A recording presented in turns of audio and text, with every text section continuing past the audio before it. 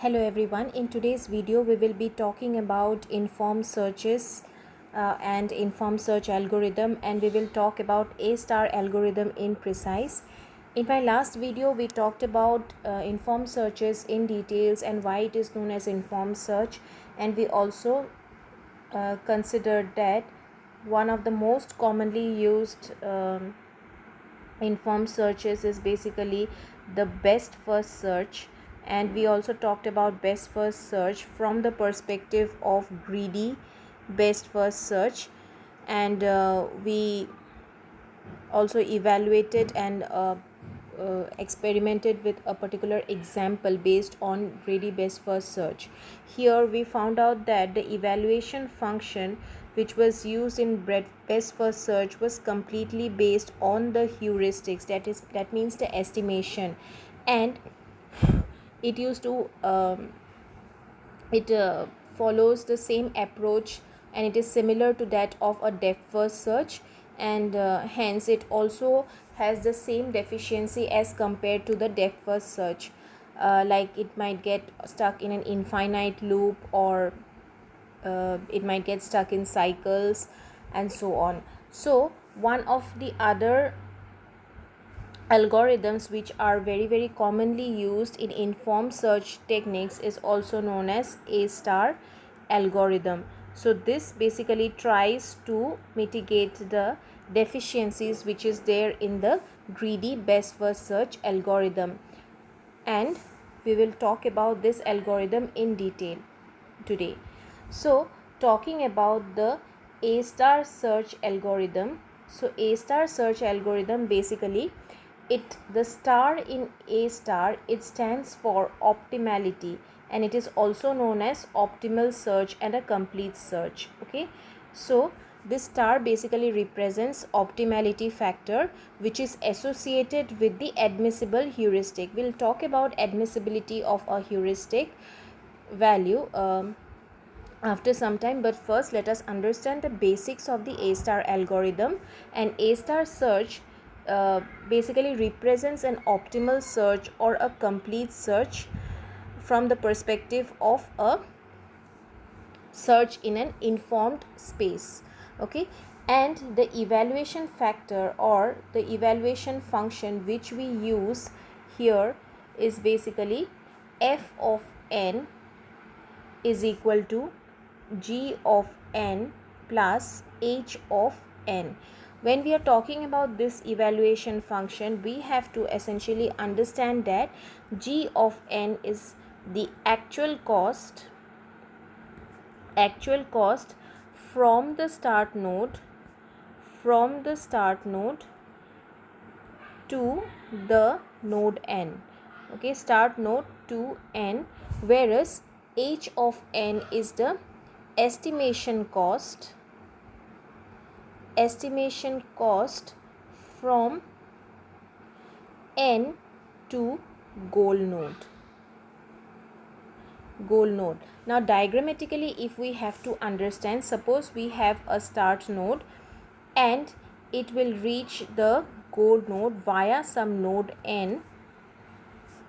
So let us consider n to be the intermediate node through which we have to reach the goal node. So g of n would be the actual cost from the start node to this particular node, and h of n would be the heuristic based cost from the node n to the goal, right? In order to understand this in a more elaborate manner, let us take the help of a small graph which will help us to evaluate this problem in a better way. So let us take the graph which has S, then B, then F, then let us take another branch from here which is C, then E, then from B we have another factor here, yes, and then from F we will move to G, where G is the goal, and from E we will move to G. Again from C there is another branch which is D, from D we will move to E. The actual cost which is associated in each of these edges is represented in this color. So 4, 5, 12, 16, 5, 10, then we'll have 3, then let's say here we have 2 and 7.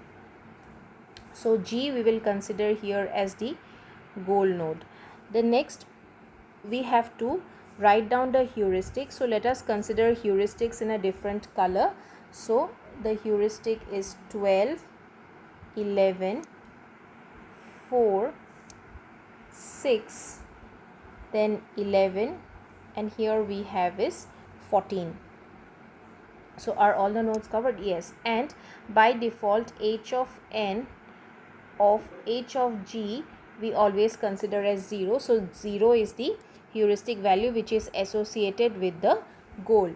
Now, and this is also the starting point. The search will start from here. So unlike uninformed searching space where we have to traverse, we do not have to map the path from the starting node to the goal node. Rather we have to traverse the entire search space. In informed search strategy this is slightly different, where we have definite information about the paths from the start to the goal, and we have to find out a definite and the most optimal path from the start to the goal node.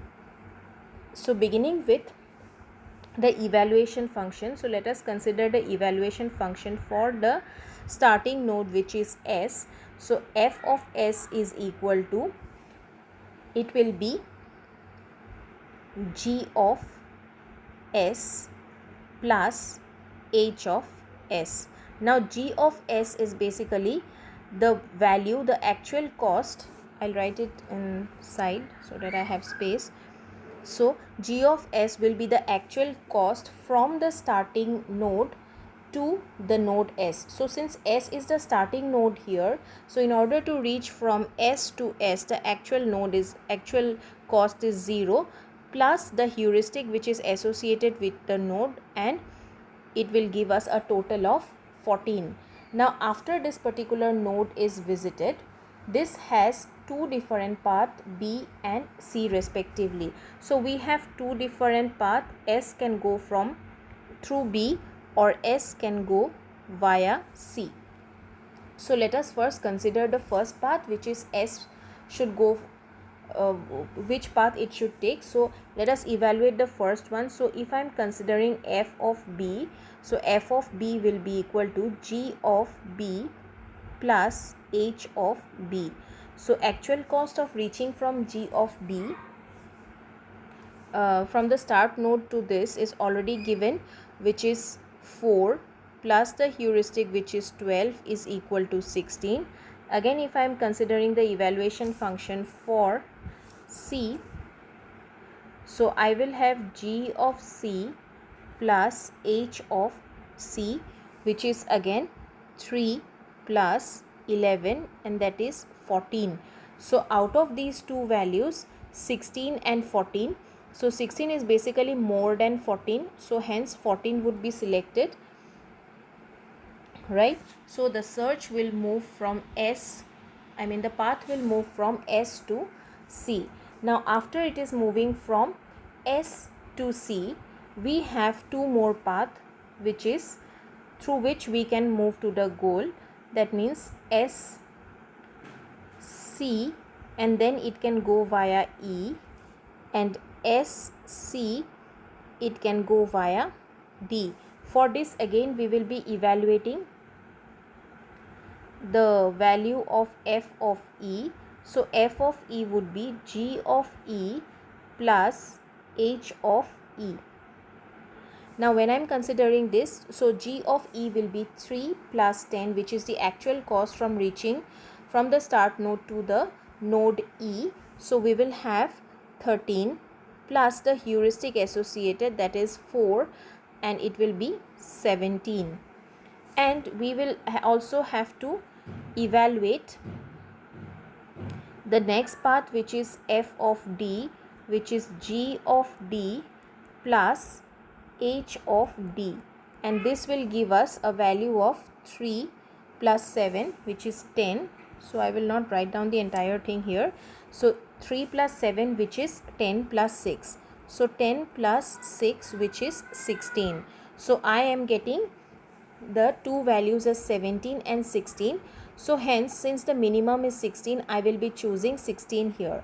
Now if you look carefully into this two path, that means we are talking about, one is this path SCD, which is giving me 16, okay, and we also have another path here which is SB, that is giving me 16. So here I am getting two values which has 16 and 16 respectively, okay. So if 16 and 16 is there, so now what I have to do is I have to simply expand this path also now, because I am getting a value which is already present, or which is already there in the next path as well, okay. So if I am considering SB, so let me expand now SB. So if I am considering SB, so from B I can go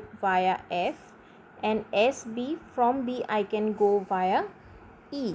So if I am considering F, so f of f is equal to g of f plus h of f. So which is again 5 plus 4, 9. So 9 plus 11 is equal to 20. So this I am getting as 20. Again f of e. So here I am getting g of e plus h of e. So this is again is equal to 4 plus 16. 4 plus 12 is equal to 16, and plus the heuristic value. So 16 plus 4, which is equal to 20. Now I am getting both the values as 20 and 20 respectively, right? So if I am considering this, then I will be getting a value which is more than the already existing value through a different path, which would lead me to the goal, and that is S, C and E. So if I am considering S, C and E, so this is giving me 17. 17 is less than 20. So I will now switch over to this particular path, because if I am considering this path, essentially it is giving me more value than a different path which is also capable of leading me to the goal. Now let us expand this particular path S, C, E, and through E I can go to the goal. So S, C, D and E, right? So the path which I was getting was 16. Sorry, yes, 17 was one path, but as already mentioned, we were expanding this particular path, right? We were expanding this particular path, and we came to a conclusion that we got 20. So now we will evaluate the other 16, which is already other value which is already there. So that is basically S, C and D.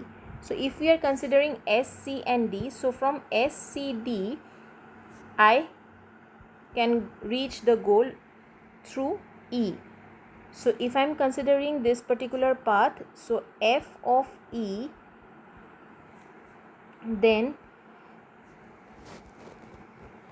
F of E, yes, so F of E via SCD, then what do I get here?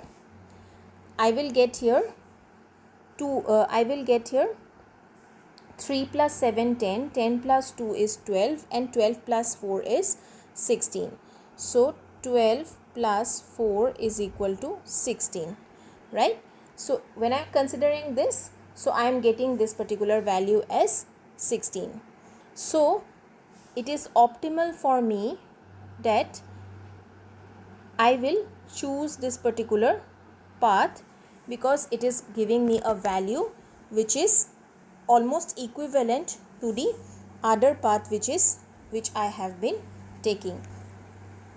Right now, if I'm considering the next path which is through this particular path only, SCD, from this path where I can go up till G only. So if I'm considering f of G now here, so I will get the value as 3 plus 7 10, 10 plus 2 is 12, 12 plus 5 is 17, and 17 plus heuristic with the goal is 0, so I will get the value as 17. So when I'm considering 17, is there any other path? Yes, there is a path, but this is not the path, or this is the path which does not have the goal node with it. But if I'm considering this path, has the goal node with it, and hence the total cost from reaching the goal node from the starting node is basically 17. Okay, so if we would have considered the very first option that was available to us, that means if we would have moved from S through C and then we would have moved to the goal, then also it would have been sufficient. But we instead, what we did, after we came to, or after we got a value which has an equivalent value in some other path, we went ahead with exploring this path also, and found out that after exploring this path, the value which we got was more than the existing path which is there, the other path which is already there. Okay, so hence it is better for us that we use this A star search or A star algorithm, because it not only focuses on just one route, but it will go on checking all the other routes or all the multiple paths which are available to us. In case there is an optimal solution available, it will immediately point to that optimal solution. Right now, talking about this particular factor, which is the admissibility or the optimality. So A star is considered as optimal if the heuristic is admissible.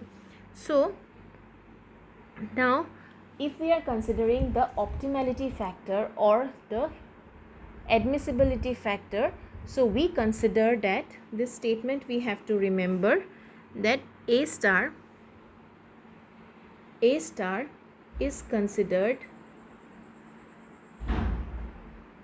as optimal if the heuristic is admissible, or if we are using admissible heuristics. If the heuristic is admissible, spelling is wrong, yes, admissible. So what do you mean by this admissible heuristic, or how to make this heuristic admissible? Okay, so this heuristic can be made admissible by considering two factors. One is underestimation,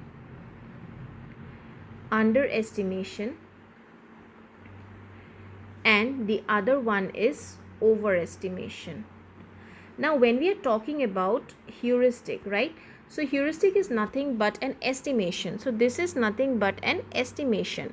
So how should our estimation be like in order to get an optimal solution? Should we overestimate the things, or should we underestimate the heuristics? So when we are talking about underestimation,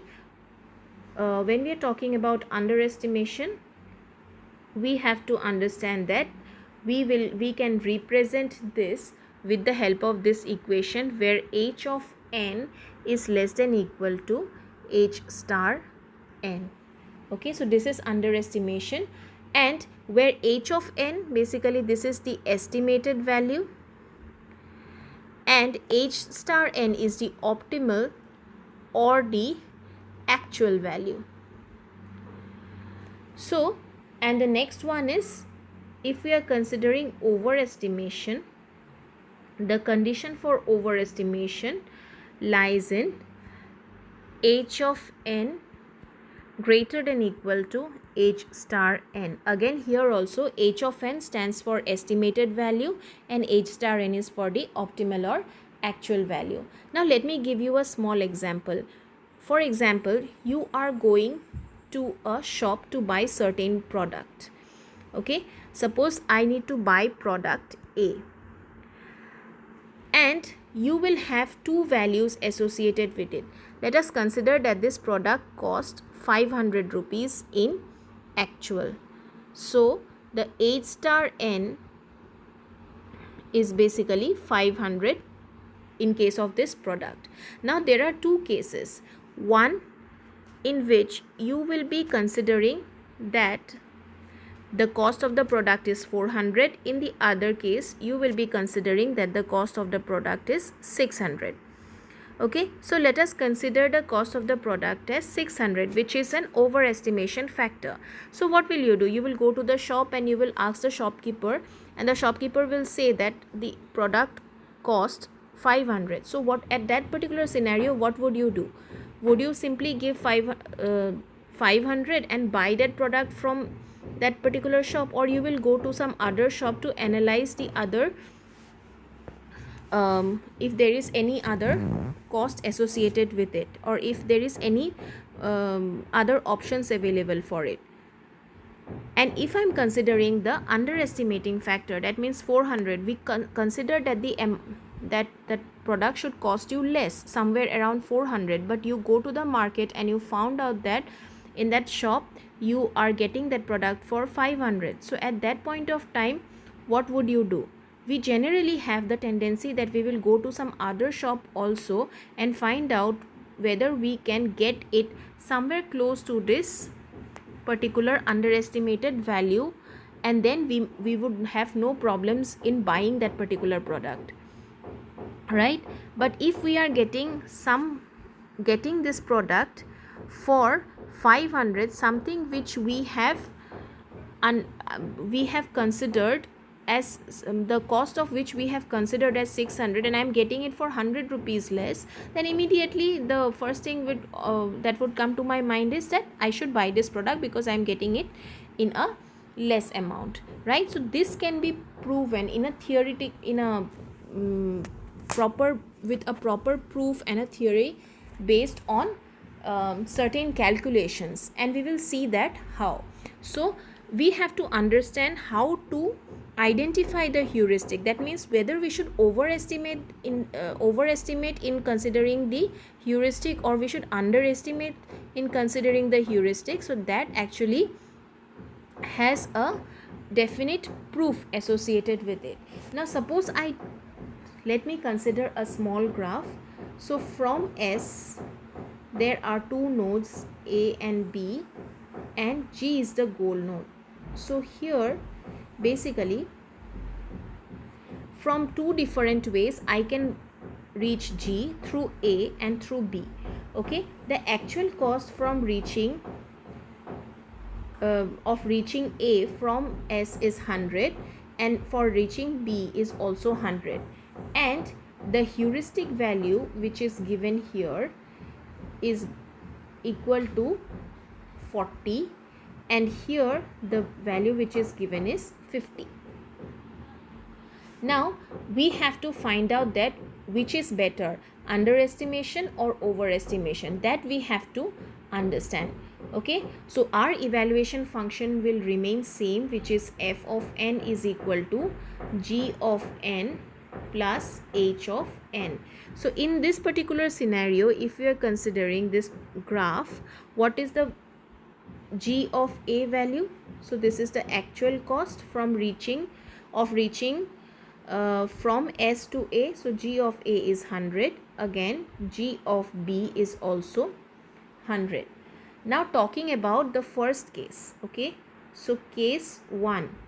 So case 1 is basically, let us consider it as overestimation. So in case of overestimation, what we will do is we will overestimate these values. Okay, so in this case, let us consider h of A is equal to, let's say, 80. and h of b, let's say 70. Okay, so 80 is greater than 40, 70 is greater than 50. So both these values are greater than h of n. Okay, so both these values are greater than equal to h star n. So as already mentioned here, h star n is the actual value. So actual value was actually 40. Okay, and we are considering the estimated value as 80 and 70, which is more than the actual value. Okay, now let us consider f of a. So f of a, if I am considering here, so it will be g of a plus h of a according to the evaluation function, right? So which is g of a is 100 plus h of a is 80, so it is giving me 180, right? Now again, when I am considering f of b is equal to g of b plus h of b, and this will again be giving me 100 plus 70, which is 170, right? So if I am considering the goal here now, so f of g is equal to g of g plus h of g. So h of g always we are considering it as 0, plus what should be this 100 plus 100 plus which particular path should I take? Since 170 is less than 180, I should go via this direction. Through S, from S through B I should reach G. So through B, if I am considering the value, so the actual value would be 100 plus 50 is equal to 150. So I get it as 150. Okay, so now my estimation was more, that means 80 and 70 than the actual cost. Okay, and whenever I am considering the f of a and f of b, I found out two different values which helped me to choose the path, and finally I chose my path through b and I got the value as 150. So this will give me a path something like this. S A is here, then B is here, and I am being able to reach G from B. Okay, so this is my path, and the heuristic value which is associated with each of them is 180 and 170, and finally I am getting the actual value as 150. Okay, so which is one of the good solutions, right? Now if I am considering case 2, okay, so let me just simply draw a line here. Okay, so case 2 is basically underestimation. So we are underestimating it. So when I'm underestimating it, let us considering the heuristics as 30 and h of b as 20. Okay, so h of a as 30 and h of b as 20, and this both of them are less than equal to the actual value, actual cost from reaching from a to b and from a to g and b to g respectively. Now here if I am considering f of a, so f of a again will be 100 plus 30, so it will be 130, and f of b would be 100 plus 20, which is 120. Again b through b the value is less than through a, so I will choose it through b. So when I am considering f of g here, what is the value I am getting? 100 plus 50, so I am getting 150 plus 0 is equal to 150. Now let us draw the graph here. So if I am considering the graph which is starting from S, so from A is here, then B is here, and G is here. So here I am getting the values as 130, then I'm getting here as 120, so I chose this particular direction, and finally when I'm getting to the goal state, I am getting as 150. Now if you consider this entire scenario, okay, if I'm considering this entire scenario, 150 is more than 130, hence I have to evaluate this path also, because it is giving me a lesser option. Okay, it is giving me a path with a lesser value. Okay, so if now I am considering the path from through A, okay, through A, if I am considering it, then what will be the scenario? Now let us consider through A. So f of g, if I calculate, what is the value? F of g would be g of g plus h of g. So g of g would be 100 plus 40. So it is 140, and h of g is 0, which is 140. So now what I am getting as my optimal value, the cost of reaching to G from A is 140, and hence I will select the path from A. Okay, so this is what exactly happens when we are underestimating the value. So when we are considering a value which is lesser than the actual value, and we are getting a more actual value, we tend to evaluate all the other parts which has a lesser value than the actual cost. Okay, similar is the thing, that example which I gave. So this was the condition A, I got it for 500. Okay, the actual price is 500. Now if I am having 400 with me, that means underestimating the actual cost, 400 with me, I will try to bring down the cost by visiting a number of shops and analyzing if I could get it anyway which is lesser than 500. But if I have a value which is more, like in this case also, here if I am having a value which is lesser than the actual